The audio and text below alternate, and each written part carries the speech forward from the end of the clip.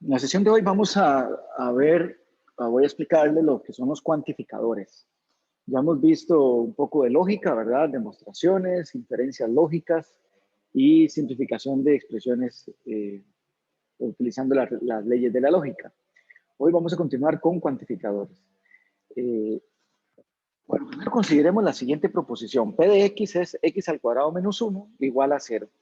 Yo les decía al inicio que esta proposición en sí, bueno, esta expresión no es una proposición porque depende del valor de x, así va a ser el valor de verdad de la proposición. Y recuerden que una de las características que tiene una proposición es que ella es o siempre verdadera o siempre falsa.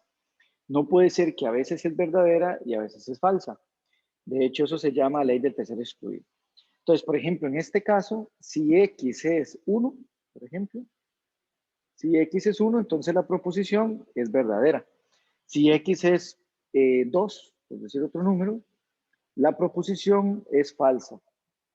Bueno, y así, ¿verdad? Uno podría determinar ciertos números en los cuales ella es verdadera y otros donde ella es falsa.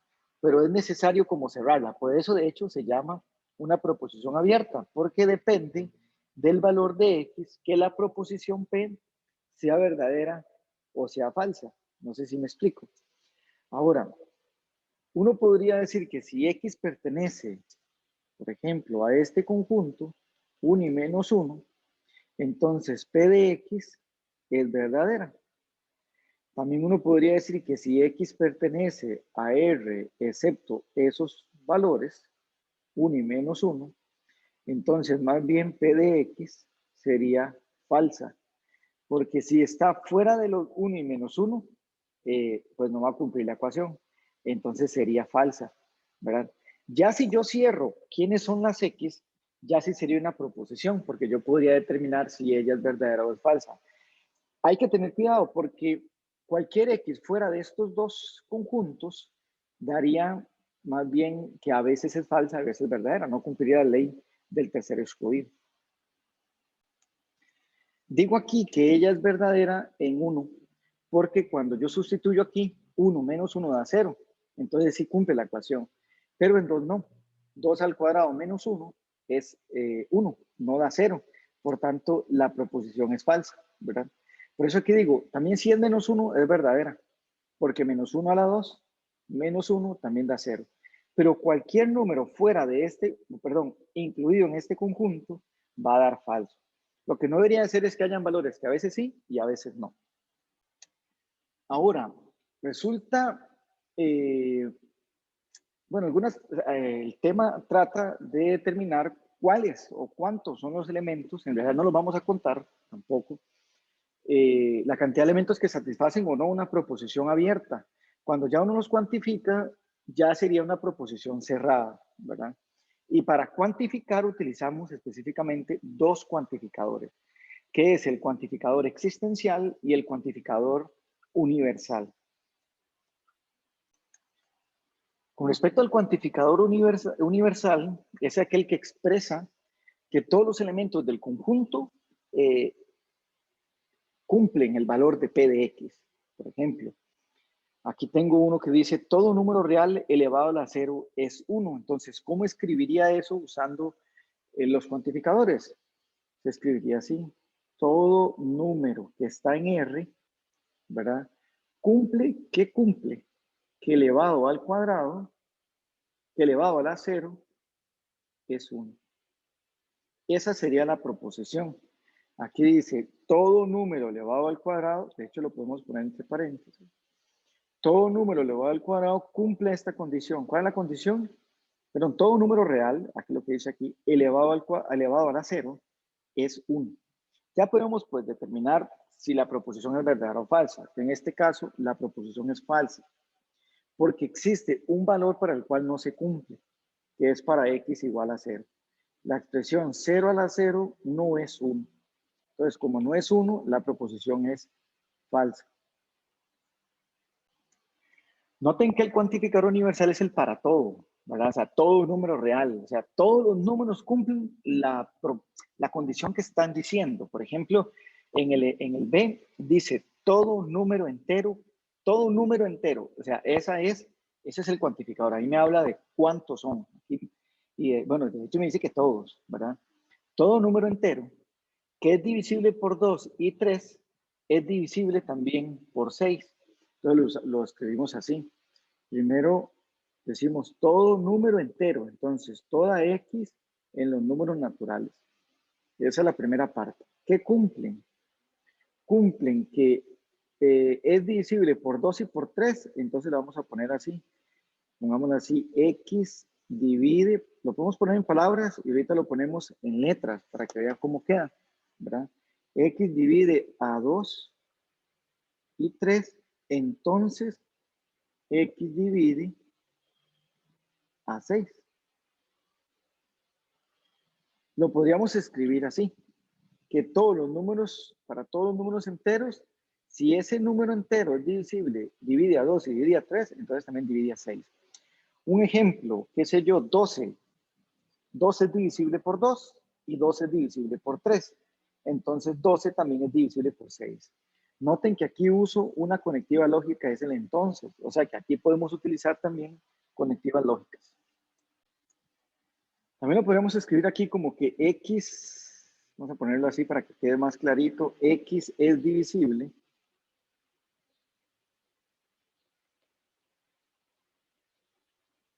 por 2 y 3, entonces X es divisible por 6. Otra forma de escribirlo es este. Para toda X en Z, eso de divisible se escribe así. Si 2 divide a X y 3 divide a X, entonces 6 divide a X. Esto es una forma de expresarlo también matemáticamente. Aquí lo que dice es que X es divisible por 2 o que X es múltiplo de 2. La Y, X es múltiplo de 3, entonces X es múltiplo de 6. No. Este último lo podemos escribir así. Entonces, para toda X que es natural, ¿verdad? Porque eso es lo que dice aquí, todos los números naturales, y vamos a poner la condición. Perdón, estoy bajando. Sí. Todos los naturales, ¿sí? Son positivos o cero.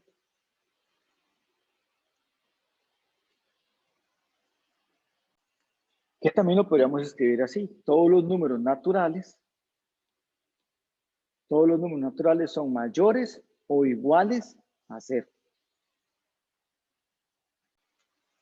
Perdón, aquí tengo un error porque yo escribí aquí, en esta parte aquí escribí mayor o igual a cero y aquí lo incluyo otra vez. No, aquí es mayor estricto, ¿verdad? Que es la primera parte de la proposición. Los números naturales son positivos, o sea, ¿sí? O iguales a cero.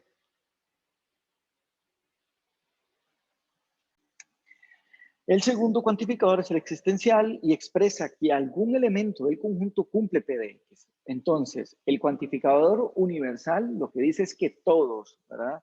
Todos cumplen P de X. El cuantificador existencial expresa que alguno de los elementos del conjunto va a cumplir la proposición P de X.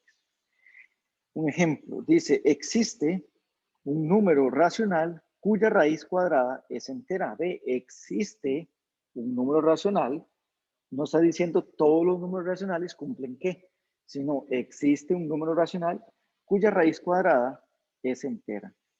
Eso lo podemos escribir así. El cuantificador existencial es este. Eso es un existe. Esto es un no existe. ¿Estamos? Bueno, entonces sería existe un número racional, entonces existe X en los racionales, que cumplen ¿qué? Que cumplen que la raíz cuadrada de él, ¿verdad? Es entera, o sea, están los números enteros. ¿La proposición es cierta o es falsa? O sea, ¿existirá algún número entero cuya raíz cuadrada, perdón, un número racional cuya raíz cuadrada es entera? Sí. Por ejemplo, la proposición es verdadera. ¿Por qué? Por ejemplo, raíz de 9 es 3. 9 es un número racional y la raíz de 9, que es 3, es un número entero. El segundo dice, existe un número real, entonces otra vez utilizamos el cuantificador existencial, existe X en R, ¿y qué cumple esa X en R? Dice, existe un número real mayor que 1 y que su cuadrado es el mismo. Entonces lo escribimos así. ¿La proposición es verdadera o no? Bueno, existirá un número que sea mayor que 1 y que su cuadrado sea el mismo. La proposición es falsa, ¿por qué? Porque no existe un número mayor que 1 que elevado al cuadrado de el mismo. De hecho, los únicos números que cumplen aquí son el 0 y el 1. 0 al cuadrado es igual a 0 y 1 al cuadrado es igual a 1. Pero ambos números son mayores que 1, menores que 1. Por tanto, no existe un número real que cumpla esa condición. Este último ejemplo se dice, existe un único. Ven que es un poco diferente a los demás. Tenemos el cuantificador universal, que es el para todo, ¿verdad? Que es como una A al revés, hacia arriba, ¿verdad? Tenemos el existencial, que es este existe X, y el existe un único. El existe un único se escribe así. Existe y le ponemos un signo de admiración. Eso significa, existe un único número real. Entonces, existe un único X en R, ¿verdad? Y vamos a poner la condición. La condición es que cuyo cuadrado sea menor o igual a 0. Es cierta la proposición, existe un único número real que cumple que elevado al cuadrado es menor o igual a 0.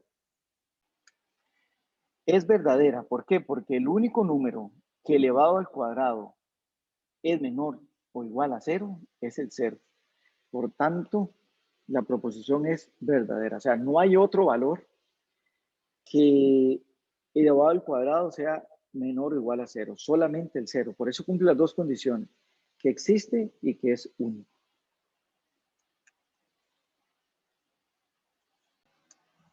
Ahora vamos a ver cómo negar un cuantificador. Okay, tenemos los cuantificadores, el universal, el existencial, ¿verdad? Y vamos a ver cómo niego una proposición que incluye un cuantificador. Por ejemplo, esta proposición P, que es coloquial. Todos los días llueve. ¿Cómo niego yo todos los días llueve? Sería algunos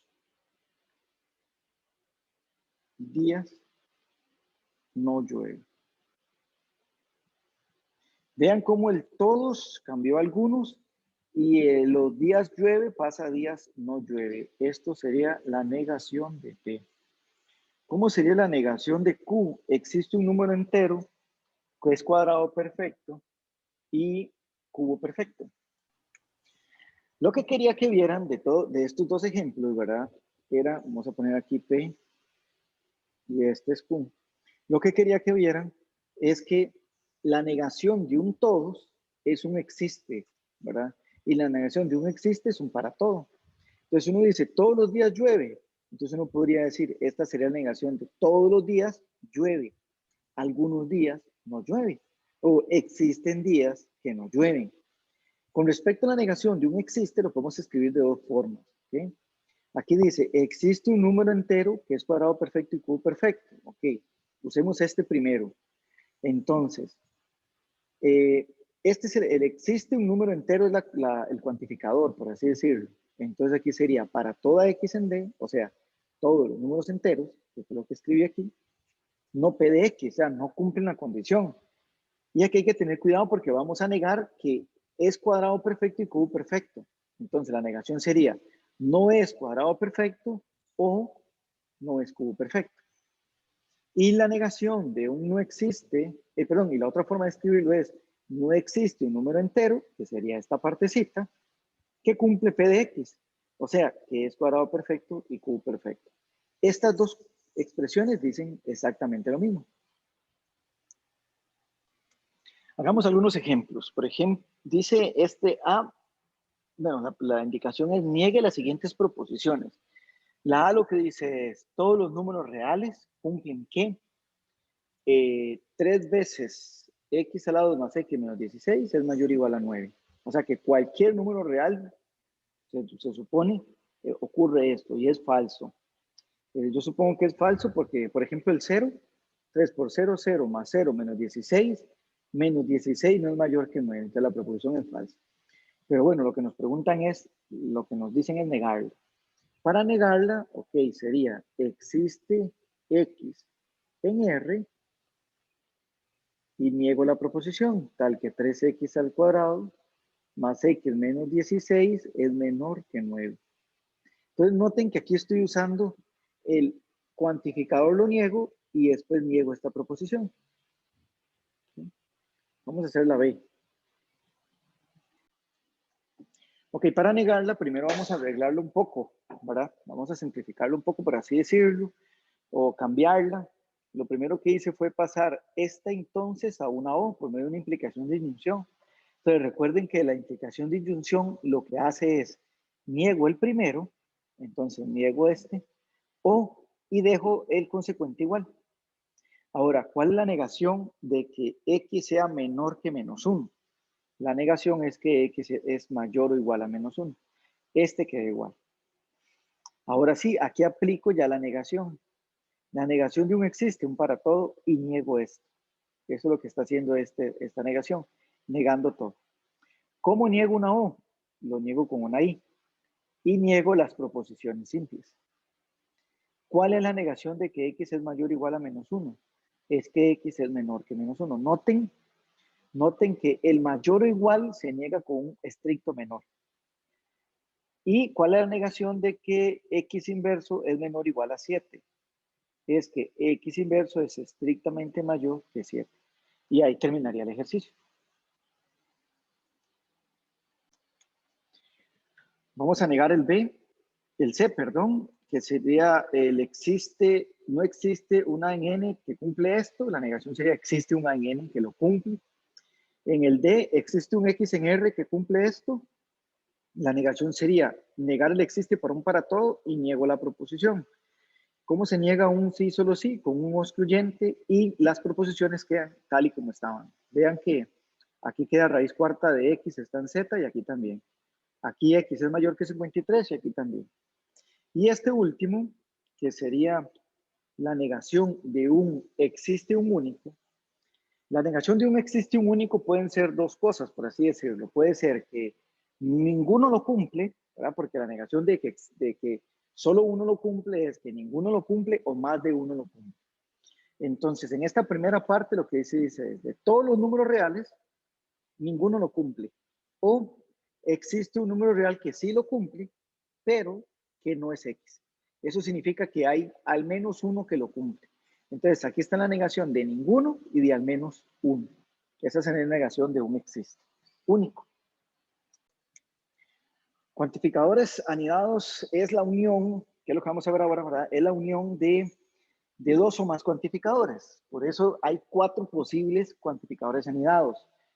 Está cuando combino un para todo con un para todo, y vean que ahora la proposición tiene 2 variables. Antes hablábamos de una sola variable. Entonces, la primera es para todos los números que están en un conjunto y todos los números que están en otro, P de X, Y es válido, o sea, es verdadero. En el 2, para todo X que está en uno y existe un X que está en otro y que cumple el P de X, Y. Aquí es importante aclarar que no necesariamente es el mismo, digamos. Vamos a ver si me explico con este ejemplo. En este. Aquí dice, para toda X que está en R excepto 0, existe un Y que está en R, tal que X por Y es igual a 1. Entonces uno dice, por ejemplo, aquí es para todo, ¿verdad? Entonces, qué sé yo, para X igual a 1, para X igual a 2, ¿quién sería Y? O sea, ¿quién sería ese número que multiplicado por 2 da 1? Un medio. Pero para X igual a 3, ¿quién sería ese Y? Un tercio. Porque 2 por un medio da 1. 3 por un tercio da 1. Y ve cómo me va generando. Para cada número real existe otro que multiplicado con el primero, pues me da 1. Entonces, note que aquí puse esto. No necesariamente es el mismo. Este existe, no necesariamente es el mismo. Pero en el 3 dice, existe un x en D para toda y en D que cumple P de X. Aquí sí es el mismo X, ¿verdad? Para todas las Y. Entonces, por ejemplo, existe un X entero para todos los números reales Y, tal que X por Y da 0. Sí. ¿Cuál es? El 0. ¿Cuál es el número que multiplicado por Y da 0? 0. ¿Hay más de 1? No, es el 1. Por eso aquí dice, existe un Z para todos los Y. ¿Cuál es? 0. El cuarto es, existe un número en D1 y existe un Y en D1, tal que P de X, Y es igual, se cumple P de X, Y. Aquí P de X igual a 0, nada que ver. El ejemplo sería este. Existe un número entero en Z y existe otro número entero en Z, tal que su sumo sea 5, ¿sí? ¿Cuáles serían esos dos números? 2 y 3, ¿verdad? Que de hecho es la solución de una ecuación diofántica. Entonces, ¿existen dos números que sumados den 5? Sí. ¿Cuáles? El 2 y el 3. Ahora vamos a hacer estos otros ejercicios. Dice, simbolice los siguientes enunciados. Para todo número real, existe otro tal que su suma sea 0. Entonces, lo escribimos así. Para todo x en R, existe otro y en R, no el mismo, por eso dice otro, y por eso no escribo x, sino y. Existe otro tal que, ese después del tal que es lo que vamos a poner de condición. Tal que su suma sea 0, o sea, tal que x más y sea igual a 0. La B dice, existe un número real, entonces vamos a poner existe un número real real que para cualquier otro distinto de 0, entonces vamos a poner que para cualquier otro y en R excepto 0, su producto corresponde a 2.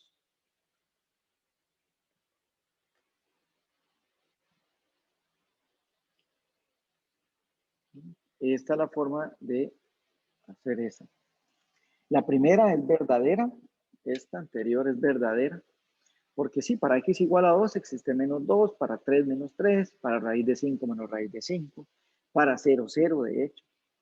Y esta otra, no existe un número para todos los diferentes de 0, porque, qué sé yo, para y igual a 2, x es 1, pero para y igual a 3, ya x no es 1, sino cambia, entonces la proposición sería falsa. Para todo par de números reales, si su producto es 0, entonces para todo par de números reales, entonces tenemos que escribir para toda x en R y para todo y en R. Ahí están los par de números reales. Si su producto es 0, entonces al menos alguno es 0, o sea, x es 0 o y es 0. Aquí es mejor agregar unos paréntesis aquí y aquí, porque si no pareciera que el entonces es solo para el primero y el o después se para, pero no. El entonces, esto va entre paréntesis, porque el después del entonces sería todo eso. Y el último dice, existen dos números naturales. Entonces lo ponemos así, existe x en los naturales y existe y en los naturales.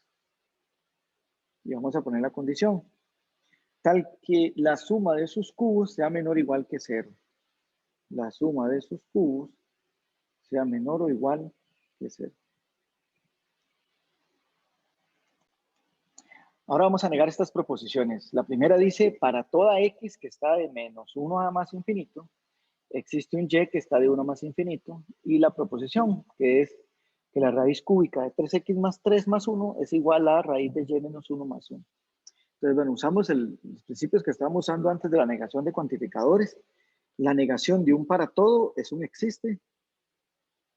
Existe x entonces ponemos de menos 1 a más infinito y cerramos. Ahora, en lugar de un existe, ponemos un para todo y que pertenece de 1 a más infinito.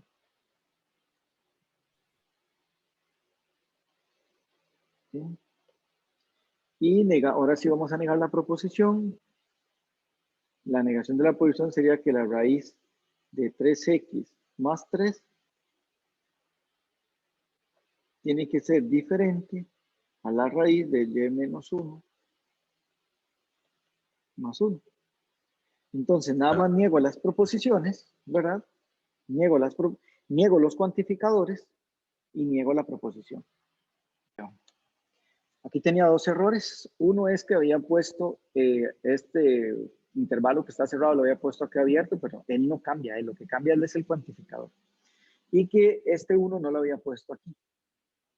En el otro sería, entonces, la negación sería un para toda x en R, existe un y en R. Ahora sí, vamos a poner la condición. Sería que, yo no sé si se recuerdan cuál es la negación, para hacerlo de una vez. La negación de un P entonces Q, que antes lo hicimos, nada más que lo hicimos largo. Al final la negación de un P entonces Q es un P y no Q. O sea que el primero queda como está y el segundo lo niego.